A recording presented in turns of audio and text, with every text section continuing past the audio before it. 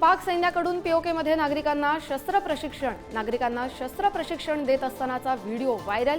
युद्धाची शक्यता असल्याने पाककडून नागरिकांचा ढाल म्हणून उपयोग। काश्मीर खोऱ्यात एलओसीवर पाकिस्तानच्या कुरापती सुरूच। सलग 10व्या दिवशी शस्त्रसंधीचं उल्लंघन। जम्मू काश्मीरमधील 8 भागात अंधाधुंद गोळीबार। भारतीय सैन्याकडून चोख प्रत्युत्तर। पंजाबमध्ये 2 पाकिस्तानी गुप्तहेरांना अटक। भारतीय लष्कराची गोपनीय माहिती लीक केल्याच्या आरोपाखाली अटक। दोघांचे पाकिस्तानी गुप्तचर संस्था ISI सोबत संबंध असल्याचं उघड। पहलगाम हल्ल्याबाबत पाकिस्तानचे पंतप्रधान शहबाज शरीफ यांच्या उलट्या बोंबा। पहलगाम हल्ल्याशी पाकचा संबंध जोडण्याचा प्रयत्न। हल्ल्यानंतर भारताच्या चिथावणीखोर कृती आणि शरीफ यांचं वक्तव्य। सिंधूच्या पाण्याचा प्रवाह अडवणं हे युद्धाचं कृत्य। पाकिस्तानचा संरक्षण मंत्री ख्वाजा आसिफची दरपोक्ती। तर भारतानं हल्ला केल्यास अणुबॉम्बचा वापर करू। पाकचा रशियातील राजदूत मोहम्मद जमालीची पोकळ धमकी। महाबळेश्वरच्या कार्यक्रमाला अजित पवारांची दांडी। महायुतीत शिंदेंची शिवसेना आणि अजित पवार राष्ट्रवादीत तिढ्याची चर्चा।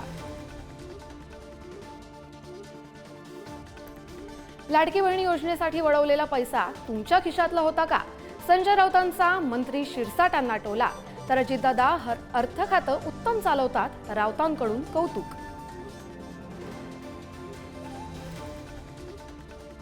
धनंजय मुंडेंनी जीवे मारण्याची धमकी दिल्याचा करुणा मुंडेंचा आरोप। करुणा मुंडेंची धनंजय मुंडेंविरोधात कोर्टात लेखी तक्रार।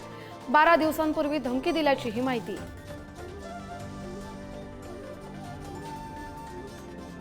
उद्या 12वीच्या परीक्षेचा निकाल जाहीर होणार। उद्या दुपारी 1 वाजता निकाल। राज्य शिक्षण मंडळाची माहिती।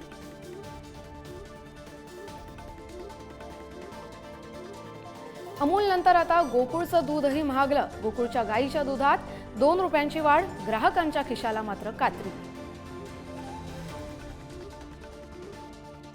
राज्यातील अनेक जिल्ह्यात पाणी टंचाईच्या झळा तीव्र। गोंदिया, बीड, धुळे, लातूर आणि नंदुरबार जिल्ह्यात पाणी टंचाई। अनेक ठिकाणी टँकरनं पाणी पुरवठा। कोकणातही 500 गावांना टँकरनं पाणी पुरवठा।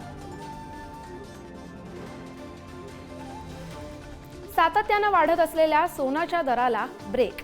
8 दिवसात सोन्याच्या दरात 9,000 रुपयांची घसरण। सध्या सोन्याचे दर 96,600 रुपये प्रति तोळ्यावर।